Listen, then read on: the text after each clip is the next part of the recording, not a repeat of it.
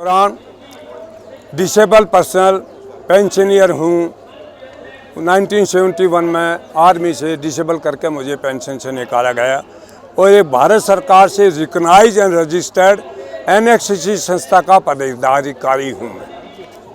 तो सर आपकी भी मांगे हैं वन रैंक वन पेंशन को लेके? हाँ जी, बताएं प्लीज। देखो जी, सबसे पहले वन रैंक वन पेंशन की आवाज़ किन के लिए उठी है? अखबारों में, टीवी के अंदर सबसे जो कम उम्र में रिटायर हुए उनके लिए उठी है। कम उम्र में सबसे पहले रिटायर्ड वो होता है जो डिसेबल आर्मी के कारण अपंग होकर घर से बाहर निकल जाता है। कोई 5 साल में, कोई 7 साल में, कोई 10 साल में।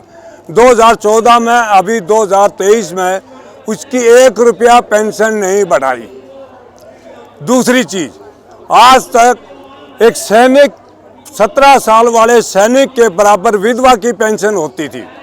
उस हिसाब से automatic without rank one pension के भी विधवा की पेंशन 17,000 रुपये होनी चाहिए थी। सिपाही की 17,500 है, विधवा की पेंशन 9,000 कर दी, ये घटा दिया। According of the supreme court judgement, संवैधानिक बेंच, 7 जजों का फैसला, जो आपको मिलती हुई चीज़ है उसको आप कम नहीं कर सकते। दूसरी चीज़, मेडिकल बोर्ड वालों को भी हमें 15 साल के सिपाही के बराबर बेनिफिट मिलता था, चाहे 1 दिन की नौकरी हो, चाहे 1 साल की हो, चाहे 5 साल की हो। वन रैंक वन पेंशन में हमारी जितनी सर्विस थी उसके हिसाब से हमारी सर्विस एलिमेंट पेंशन और डिसेबिलिटी पेंशन दोनों घटा दी। उदाहरण के लिए, पहले ओआर की पेंशन एक फिक्स होती थी 1550, ऑफिसर जेएसएस की 1750, ऑफिसर की कुछ।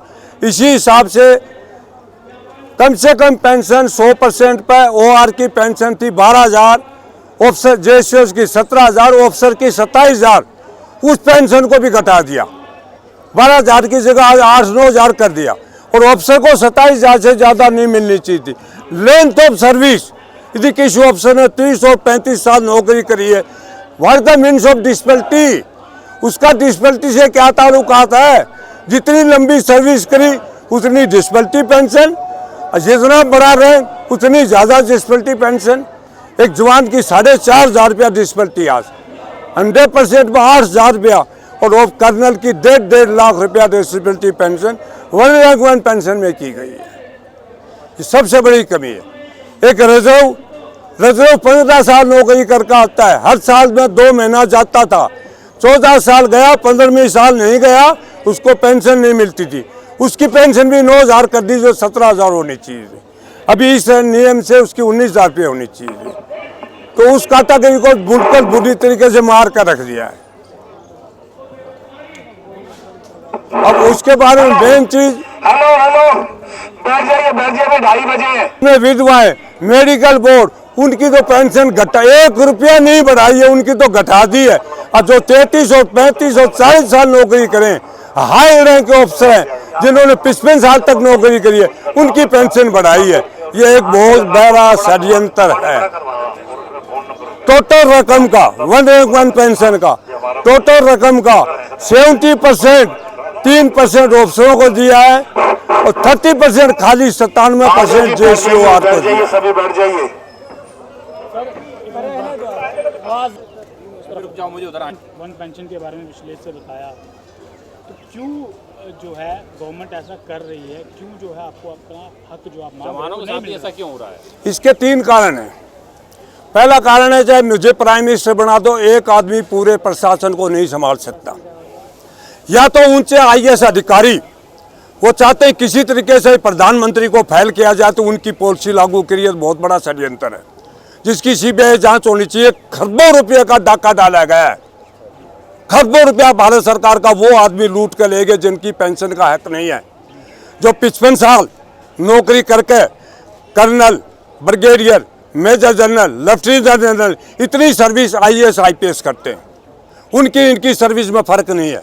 फिर वो सारा उनको लुटा दिया। सबसे बड़े सोचने वाली बात है, वन रैंक वन पेंशन की आवाज़ किन के लिए उठी थी?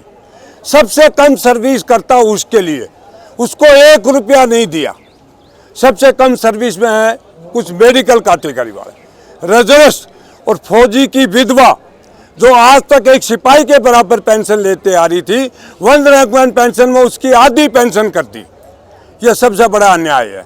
17,000 पेंशन होनी चाहिए 14 में, 19 में, अभी 2023 में उसकी 19,000 रुपया पेंशन होनी चाहिए, उसकी 9,000 रुपया पेंशन है। रजस पूरी 15 साल नौकरी करके आता है, 14 साल जाएगा, 15वीं साल जाएंगे, पेंशन नहीं मिलेगी, उसका भी इन्होंने 1 रुपया नहीं बढ़ाया। अभी एक नई चीज़ और जोड़ दी, जो वॉलेंटरी रिटायरमेंट रहता है उसका 1 रुपया नहीं बढ़ेगा। ये क्यों नहीं बढ़ेगा भाई?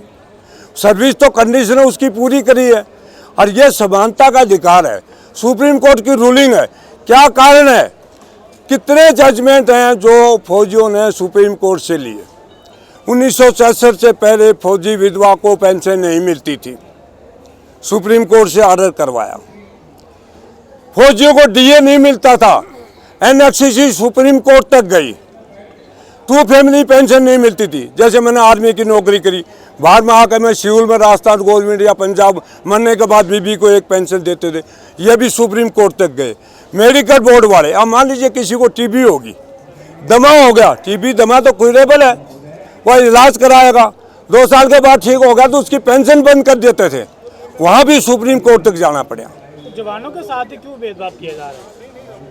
जवानों के साथ भेदभाव, ब्यूरोक्रेट इतना जबरदस्त। इसकी 3 चीज़ें हैं, या तो प्रधानमंत्री ने को असलियत मालूम नहीं और बताते नहीं हैं, तो इसकी जांच होनी चाहिए। और यदि प्रधानमंत्री को, हमने रक्षा मंत्री को मिलकर ये बातें बताई, बोला आज तक हमें बताया नहीं, वो हर संस्था को एक ही बात बोलेगा, आज तक बताया नहीं, हम करेंगे। अरे हमारे फौजियों को न्यायालय में नहीं जाना पड़ता, चाय पिलाते, कॉफ़ी पिलाते, मीठा बोलते, करते कुछ नहीं। ऊपर का डायरेक्शन है, डिफेंस सेक्रेटरी कुछ नहीं करता, रक्षा मंत्री कुछ नहीं करता। एक एक चीज़ उनको मिलकर समझा चुके हैं, बता चुके हैं, सुप्रीम कोर्ट की रूलिंग दे चुके हैं।